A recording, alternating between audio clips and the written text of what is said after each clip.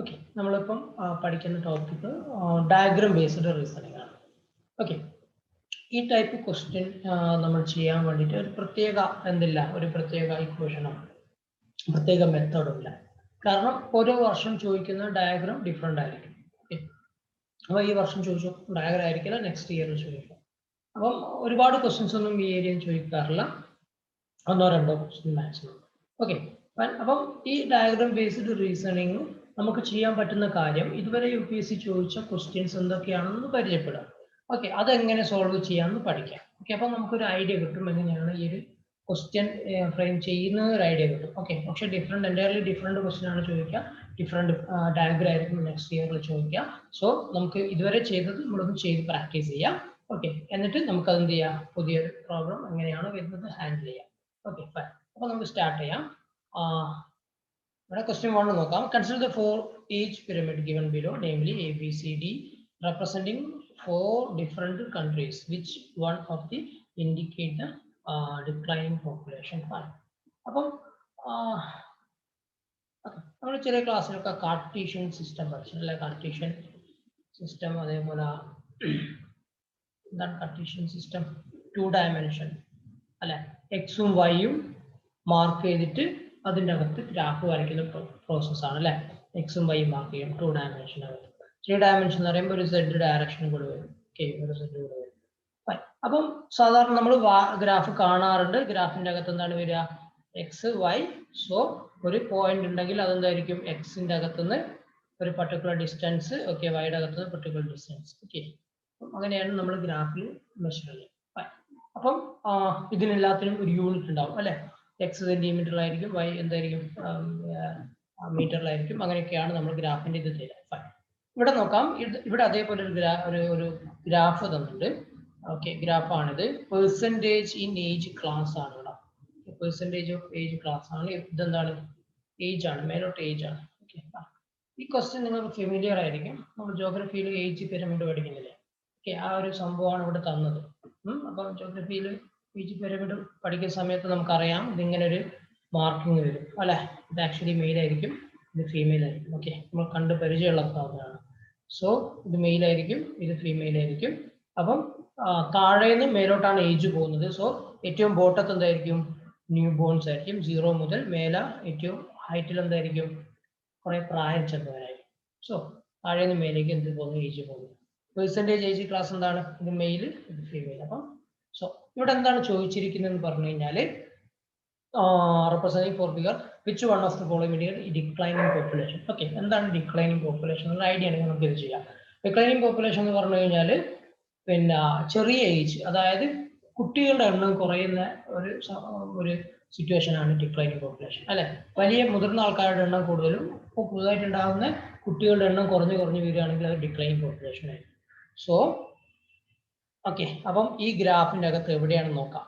അപ്പം ഇവിടെ നോക്ക്, എയുടെ കേസ് എന്താണ്? താഴെ ഏറ്റവും ബോട്ടം ഇതാണ് കുട്ടികളെക്കാളും കുറവല്ലേ മുതിർന്ന ആൾക്കാർ. സോ ഇത് ഡിക്ലൈനിങ് പോപ്പുലേഷൻ അല്ല. സോ എ എന്തല്ല, ആൻസർ അല്ല. സോ ഇവിടെ നോക്കാം, നെക്സ്റ്റ് ബി നോക്കാം. ഓക്കെ, ഏറ്റവും ബോട്ടത്താണ് കുട്ടികൾ, മേലോട്ട് വരുന്നതോറും പ്രായം കൂടും. സോ കുട്ടികളെക്കാളും കുറവാണ് പ്രായം കൂടിയ ആൾക്കാർ. സോ അതും എന്തല്ല, declining population. Okay, next one. Okay, നോക്ക്, താഴെ ഏജ് കുറഞ്ഞ കുട്ടികൾ മേലോട്ട് പോകുന്തോറും ചെയ്യുന്നു ആൾക്കാരുടെ പെർസെൻറ്റേജ് കൂടുന്നില്ല. സോ അവിടെ കുട്ടികളാണ് കുറവ്, മേലേക്ക് ഏജ് കൂടുന്തോറും സംഭവിക്കുന്നു ആൾക്കാരുടെ എണ്ണം കൂടിയാണ് വരുന്നത്. സോ സി എന്താണ്? ഡിക്ലൈനിങ് പോപ്പുലേഷന്റെ ഗ്രാഫാണ്. ഓക്കെ, ഇത് ഓക്കെ, ജോഗ്രഫിയിലെ ഏജ് പിരമിഡ് അറിയാമെങ്കിൽ നമുക്ക് ചെയ്യാം. ഓക്കെ, അപ്പം ഇതാണ് ഒരു ഡയഗ്രാം തന്നിട്ട് ചോദിച്ച ഒരു ക്വസ്റ്റ്യൻ. ഇതാണ്. നമുക്ക് നെക്സ്റ്റ് ക്വസ്റ്റ്യൻ നോക്കാം.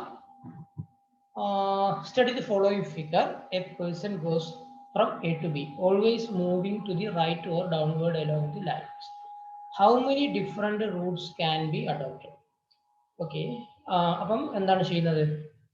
എ എന്ന് പറയുന്ന പൊസിഷന്റെ അകത്തുനിന്ന് ബി എന്ന് പറയുന്ന ഈ പോയിന്റിൽ എത്തണം വരാം അല്ലെ. Person goes from A to B, always moving right. എങ്ങോട്ടേ പോകും? ഒന്നുകിൽ റൈറ്റ് അല്ലെങ്കിൽ എങ്ങോട്ട്? Or downwards. ഒരു കാരണവശാൽ എങ്ങോട്ട് പോയാലാ? അപ്വേർഡ്സ് പോകില്ല, അതേപോലെ ലെഫ്റ്റിലോട്ടും പോകില്ല. Okay, select the correct answer. അപ്പോൾ ഏതൊക്കെ വഴിയിലൂടെ ആണ് നമുക്കിത് എ മുതൽ ബി വരെ എത്തുക എന്നുള്ളതാണ് ചോദ്യം. സോ നമുക്കിത് കൗണ്ട് ചെയ്യാനേ പറ്റും. ജസ്റ്റ് കൗണ്ട് ചെയ്ത് നോക്കാം. ഓക്കെ, എ ടു ബി ഒന്നാമത്തെ പാത്ത് ഇത് വരയ്ക്കാം. Okay, 1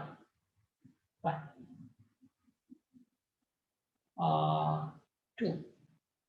okay, 3. 1 2 3 ആയി. 4 5 and 6. ഓക്കെ, എത്ര പാത്ത്? 6. സോ നമുക്ക് 6 രീതിയിൽ എ മുതൽ ബി വരെ എത്താം. എന്താണ് കണ്ടീഷൻ? നമുക്ക് എങ്ങനെ പോകാൻ പറ്റൂ? റൈറ്റിലോട്ടും താഴോട്ടും മാത്രമേ പോകാൻ പറ്റൂ, മേലേക്കും അതേപോലെ ലെഫ്റ്റിലോട്ടും പോകാൻ പറ്റില്ല. സോ അങ്ങനെ നമുക്ക് എത്ര രീതിയിൽ മൂവ് ചെയ്യാം? A to B 6. അപ്പം ആൻസർ എന്താണ് ഇവിടെ? ഓപ്ഷൻ സി ആണ് കറക്റ്റ് ആൻസർ. ഓക്കെ, നമുക്ക് അടുത്ത ഡയഗ്രാം എങ്ങനെയാണ് നോക്കാം. Consider the following figure and answer the items that follow. What is the total number of triangles above grid? Okay, fine. ഇവിടെ എത്ര ട്രയാങ്കിൾ ഉണ്ട് എന്നാണ് ചോദ്യം. ഓക്കെ, എത്ര ട്രയാങ്കിൾ ഉണ്ട് എന്നാണ് ചോദ്യം.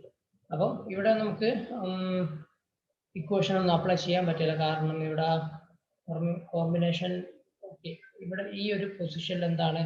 ഇറ്റ്സ് നോട്ട് എ ട്രയാങ്കിൾ അല്ലെ, അതൊരു പിന്നെ എന്താണ്? പാരലോഗ്രാമാണ്. അപ്പോൾ നമുക്ക് അവിടെ എന്ത് ചെയ്യാൻ പറ്റില്ല? ട്രയാങ്കിൾ എത്ര ഉണ്ടെന്നുള്ള ഇക്വേഷൻ അപ്ലൈ ചെയ്യാൻ പറ്റില്ല. എവിടെയും നമുക്ക് എന്ത് ചെയ്യാൻ പറ്റും? കൗണ്ട് ചെയ്യാം. അപ്പം എത്ര ഉണ്ടെന്ന് കൗണ്ട് ചെയ്യാം. ഞാനിത് ആദ്യം ചെറുതെന്ന് സ്റ്റാർട്ട് ചെയ്യാണ്. ചെറിയ ട്രയാങ്കിൾസ് 1 1 2 3 4 5 6 7 8 9 10 11 12. ഓക്കെ, 12 ചെറിയ ട്രയാങ്കിൾസ് ഉണ്ട്. ഇനി അതിന്റെ കുറച്ചുകൂടി വലിയ ട്രയാങ്കിൾസ് നോക്കാം. 1 2 3 okay 4 5 6. എത്രയാണ്? 6 ട്രയാങ്കിൾസ് ആണ്. ഓക്കെ, ഇനി നമുക്ക് സൂക്ഷിച്ച് നോക്കിയാൽ ഇൻവേഴ്സ് ചെയ്തിട്ട് ഒരു ട്രയാങ്കിൾ കാണാം. ഓക്കെ, റിവേഴ്സ് പൊസിഷനിൽ ഇരിക്കുന്ന ഒരു ട്രയാങ്കിൾ കാണാം. സോ +1 അതും കൂടെ ആഡ് ചെയ്യാം. ഇനി നെക്സ്റ്റ് ബിഗർ വണ്ണിലേക്ക് പോവാം. 1 2 2 3. അപ്പം അത് 3. Okay, fine. ഇനി ഏതാണ് ഏറ്റവും വലുത് അല്ലെ? ഔട്ടർ മോസ്റ്റ് 1, അത് +1. ടോട്ടൽ എത്ര ഉണ്ട്? 6 + 12 12 + 6 18 20 23. ഓക്കെ, 23 ട്രയാങ്കിൾസ് ഉണ്ട് ഇവിടെ. ഓപ്ഷൻ സി ആണ് ഇവിടെ കറക്റ്റ് ആൻസർ. ഓക്കെ, 23. 22 എന്തായാലും വരിക, 26 27 വരാനുള്ള ചാൻസും ഇല്ല അല്ലെ, അത്രയും വലിയ നമ്പറിലേക്ക് പോകാനുള്ള ചാൻസും ഇല്ല. ഓക്കെ, ജസ്റ്റ് കൗണ്ട് ചെയ്യാം. ഞാൻ ഒന്ന് ക്രോസ് ചെക്ക് ചെയ്യാം. അപ്പം ആൻസർ എന്താണ് ഇവിടെ? 23 ട്രയാങ്കിൾസ് ആണ് നമുക്ക് ഈ ഫിഗറിനകത്തുള്ളത്. ഓക്കെ, അപ്പം ഇങ്ങനെയും ചോദ്യം ചോദിക്കാം. ഓക്കെ, ട്രയാങ്കിൾ തന്നിട്ട് ഇവിടെ നമുക്ക് ഇക്വേഷൻ അപ്ലൈ ചെയ്യാം, ജസ്റ്റ് കൗണ്ട് ചെയ്യാം. ഓക്കെ, അടുത്ത ക്വസ്റ്റ്യൻ നോക്കാം.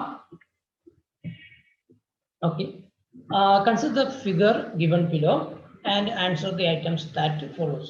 In the figure shown above, OP1 and OP2 are two plane mirrors kept perpendicular to each other. Okay, അപ്പോൾ OP1 ഏതാണ്? ഇതാണ് OP1. ഓക്കെ, OP2 സോറി, ഇത് OP1 ഇത് OP2 പെർപെൻഡിക്കുലർ ആയിട്ട് ഇരിക്കുന്നുണ്ട്. മിറർ ആണ് അല്ലെ. മിറർ എന്ന് പറഞ്ഞാൽ അതിന്റെ മീനിങ് എന്താണ്? അതിന്റെ അകത്ത് മിററിൽ പിന്നെ ലൈറ്റ് വന്ന് ഇടിച്ചാൽ സംഭവിക്കും? റിഫ്ലക്ട് ചെയ്യും, അത് പാസ് ചെയ്ത് പോവുകയാണ്. ഓക്കെ, റിഫ്ലക്ട് ചെയ്യും. അപ്പം in the figure shown, OP1 and OP2 are two plane mirror kept perpendicular to each other. S is the direction of the beam. Sorry, this is the direction of a beam of light falling on the mirror OP1. Okay, അപ്പം S എന്ന് പറയുന്നത് ഒരു light ആണ്. എവിടെ വന്ന് move ചെയ്യും? Sorry, എവിടെ വന്ന് ഇടിക്കും? OP1 എന്ന മിററിൽ വന്ന് ഇടിക്കുകയാണ്. Okay, the direction of the reflected beam. അപ്പം സ്വാഭാവികമായിട്ടും മിററാണ് റിഫ്ലക്ട് ചെയ്യും. Okay, അപ്പം reflection of the beam of the OP2 will be okay. അപ്പം ഈ ഒരു എസ് എന്ന് പറയുന്ന ലൈറ്റ് OP1 വന്നിരിക്കുന്നു. അങ്ങനെയാണെങ്കിൽ അത് OP2 ഏത് പൊസിഷനിൽ കൂടിയാണ് അത് തിരിച്ചു മൂവ് ചെയ്യാന്നാണ് ചോദ്യം. ഓക്കെ, ഓപ്ഷൻ എ എന്താണ്? Perpendicular to direction S. Okay, perpendicular to direction S. B 45 degree to the direction S. C opposite and parallel to the direction S. And D 60 degree to the direction S. Okay, നമുക്ക് നോക്കാം. S വന്നിരിക്കുകയാണ്. Okay, fine. അപ്പം ഇവിടെ നമുക്ക് നമ്മൾ physics പഠിച്ചൊരു കാര്യമുണ്ടല്ലോ, എന്താണ്? ഒരു ലൈറ്റ് വന്നിരിക്കുമ്പോൾ incident angle is equal to reflected angle. Okay, അപ്പം ഇതേ ആംഗിൾ, ഇത് എത്രയാണോ ആംഗിൾ, സെയിം ആംഗിളിൽ നമ്മൾ എന്ത് ചെയ്യുന്നത്? റിഫ്ലക്ട് ചെയ്തു. അപ്പം ഏകദേശം ആ രീതിയിൽ വരയ്ക്കാം. ഓക്കെ, അപ്പം റിഫ്ലക്ട് ചെയ്ത് പോയിട്ട് എവിടെ വന്നിരിക്കും? OP2 വന്നിരിക്കും. ഓക്കെ, അപ്പം ഇതേ ആംഗിൾ അതെന്ത് ചെയ്യും? റിഫ്ലക്ട് ചെയ്യും. സോ ഏതായിരിക്കും ഡയറക്ഷൻ? പെർപെൻഡിക്കുലർ ടു എസ് ആണോ? അല്ല, എസിന് പാരലൽ ആണ് അല്ലെ. എസിന് പാരലൽ ആണ്. പാരലൽ ആണെന്ന് ഓപ്ഷൻ ഉണ്ടോ? Yes, opposite and parallel to the direction S. Okay, എസിന് പാരലൽ ആണ്, ഓപ്പോസിറ്റ് ആണ്. കാരണം എസ് ഇങ്ങോട്ടാണെങ്കിൽ ഇതിന്റെ ഡയറക്ഷൻ എന്താണ്? ഓപ്പോസിറ്റ് ആണ്. അപ്പൊ ഇവിടെ ആൻസർ എന്താണ് വരുന്നത്? C, opposite and parallel to the direction S. Okay, ഇവിടെ സിമ്പിൾ ആയിട്ട് നമുക്ക് ബേസിക് ആയിട്ട് ഒരു ഫിസിക്സിന്റെ ആ സംഭവം കൂടി അറിഞ്ഞു കഴിഞ്ഞാൽ ആൻസർ തെറ്റില്ല. അല്ലെങ്കിൽ നമുക്ക് ഊഹിച്ചാൽ, നമുക്ക് ഏകദേശം ഒരു ഊഹം വെച്ച് വരച്ചു കഴിഞ്ഞാൽ നമുക്ക് എന്ത് ചെയ്യും അല്ലെ, നമുക്ക് ഈ ഒരു ഡയറക്ഷനിലാണ് പോവാന്ന് മനസ്സിലാവും. Okay, fine. അപ്പം നമുക്ക് അടുത്ത ക്വസ്റ്റ്യനിലേക്ക് പോവാം. ഇത് ഓക്കെ ആണെന്ന് വിചാരിക്കുന്നു. Sorry. Okay, question 5.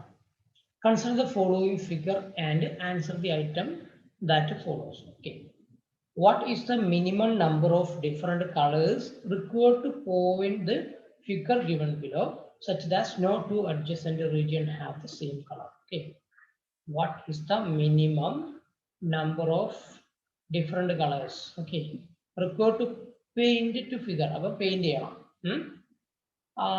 No two adjacent region have same color. Okay, അപ്പം മിനിമം നമ്പർ ആണെന്ന് പറയുന്നുണ്ട്. അപ്പം എനിക്ക് ഏറ്റവും കുറഞ്ഞ നമ്പർ വെച്ചിട്ട് ഇത് പെയിന്റ് ചെയ്യണം. അപ്പൊ പെയിന്റ് ചെയ്യുമ്പോൾ പ്രത്യേകത എന്താണ്? No two adjacent region have the same colour. അപ്പം രണ്ട് അഡ്ജസന്റ് റീജിയൻ തമ്മിൽ എന്ത് ചെയ്യാൻ പാടില്ല? സെയിം കളർ ആകാൻ പാടില്ല. ഓക്കെ, നമുക്ക് എങ്ങനെ പെയിന്റ് ചെയ്യാൻ നോക്കാം. ഓക്കെ, അപ്പൊ സെന്ററിൽ നിന്ന് സ്റ്റാർട്ട് ചെയ്യാം. ഇവിടെ ഞാൻ 1 എന്ന് പറഞ്ഞ പെയിന്റ് കൊണ്ട് പെയിന്റ് ചെയ്യുന്നു. ഓക്കെ, ഇവിടെ ഞാൻ എന്ത് ചെയ്യുന്നു? 2 ചെയ്യുന്നു. ഓക്കെ, ഇവിടെ 3 ചെയ്യുന്നു. ഫൈൻ. ഇവിടെ എനിക്ക് 1 ചെയ്യാം, കാരണം 1 തമ്മിൽ മീറ്റ് ചെയ്യുന്നില്ല. സോ ഞാൻ അവിടെ എന്ത് ചെയ്യുന്നു? 1 ചെയ്യുന്നു. ഇവിടെ 3 ചെയ്യുന്നു, 1 ചെയ്യുന്നു, 3 1 3 1. Okay, fine. നമുക്ക് അത് 3 3 തമ്മിൽ മീറ്റ് ചെയ്യുന്നില്ല. സോ എനിക്ക് അവിടെ ചെയ്യാം. ഓക്കെ, ഇനി നെക്സ്റ്റ് ഇവിടെ ഞാൻ എന്ത് ചെയ്യുന്നു? വീണ്ടും 2 ചെയ്യുന്നു, കാരണം ഇവിടെ 2 ആണ്. അപ്പം ഇവിടെ 2 വരച്ചു കഴിഞ്ഞാൽ പ്രശ്നമല്ല, മീറ്റ് ചെയ്യണം. അപ്പം ഇവിടെ എന്താണ്? 1 ഉം 3 ഉം ഇവിടെ മീറ്റ് ചെയ്യുന്നില്ല. സോ എനിക്ക് എന്ത് ചെയ്യാം?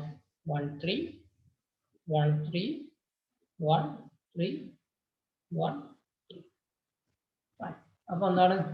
നമുക്ക് 3 ഫിഗർ കൊണ്ട്, സോറി 3 കളർ കൊണ്ട് തന്നെ നമുക്ക് ഫിൽ ചെയ്യാൻ പറ്റും. സോ നമുക്ക് ഏറ്റവും കുറവ് എത്രയാണ്? അപ്പൊ ഏറ്റവും കുറഞ്ഞ നമ്പർ തന്നെയാണ് ഓപ്ഷൻ എ. സോ നമുക്ക് അത് കൂടുതൽ ശ്രദ്ധിക്കേണ്ട ആവശ്യമില്ല. സോ ആൻസർ എന്താണ്? ഓപ്ഷൻ എ, 3 കളേഴ്സ് ആണ്. അപ്പൊ 3 കളർ കൊണ്ട് നമുക്ക് ഈ ഒരു കോളം ഫിൽ ചെയ്യാൻ പറ്റും. ഓക്കെ, അപ്പം നമുക്ക് ഈ ഒരു ഫിഗർ ഒക്കെയാണെന്ന് വിചാരിക്കുന്നു. അപ്പം ഇങ്ങനെയും ചോദ്യം വരാം. ഓക്കെ, നെക്സ്റ്റ് ഫിഗർ നോക്കാം. ഓക്കെ, ഫിഗർ ക്ലിയർ ആണെന്ന് തോന്നുന്നു, കുറച്ച് ഡാർക്ക്നെസ് ഉണ്ട്. ഓക്കെ, ഇത് സെയിം നമ്മൾ നേരത്തെ ചെയ്തതുപോലെ തന്നെയുള്ള ഒരു ഫിഗർ ആണ്. Consider the 3 dimension figure. How many triangles does the above figure have? Okay, ഇവിടെ എത്ര ട്രയാങ്കിൾ? അപ്പം നേരത്തെ നമ്മൾ ഒരു ട്രയാങ്കിളിന്റെ ക്വസ്റ്റ്യൻ ചെയ്തിരുന്നു അല്ലെ. ഒരു ഫിഗർ തന്നിട്ട് അതിൽ എത്ര ട്രയാങ്കിൾസ് ഉണ്ടായിരുന്നു തന്നിരുന്നു. സോ അതേപോലെ തന്നെ ഇവിടെയും നമുക്ക് കൗണ്ട് ചെയ്യാനേ പറ്റൂ. Okay, fine. നമുക്ക് നോക്കാം. അപ്പം 3 dimensionൽ നമ്മൾ കാണുന്നത് മാത്രം പറഞ്ഞാൽ പോലെ നമ്മൾ കാണാത്ത സൈഡോടെയും പറയണം, കാരണം 3 dimension ആണ് പറയുന്നത്. ഓക്കെ, ഫോളോയിങ് 3 dimension ഫിഗർ ആണെന്ന് പറയുന്നത്. അപ്പം നമുക്ക് കാണുന്ന, പുറത്ത് കാണുന്ന ട്രയാങ്കിൾ മാത്രമല്ല, നമ്മൾ കാണാത്ത അതിന്റെ ബാക്കിലത്തെ പൊസിഷനിലെ ട്രയാങ്കിൾസ് കൂടി നമ്മൾ എന്ത് ചെയ്യണം? ഐഡന്റിഫൈ ചെയ്യണം. Okay, fine. നോക്കാം. 1 2 3. ഓക്കെ, പിന്നെ അതിന്റെ പുറകിൽ കാണാത്ത 2 ട്രയാങ്കിൾസ് ഉണ്ട് അല്ലെ. അപ്പൊ ടോട്ടൽ അപ്പറിൽ എത്ര? മൊത്തം 5. ഇനി ബോട്ടം നോക്കാം. 1 2. ഓക്കെ, നമ്മൾ കാണാത്ത 3 എണ്ണം. 1 2 3. ഓക്കെ, സോ ടോട്ടൽ ഇവിടെയും 5. ഇനി നമുക്ക് ആ മിഡിൽ പോർഷൻ നോക്കാം. ഓക്കെ, 1 ഇവിടെ. ഓക്കെ, 2 3 4 5.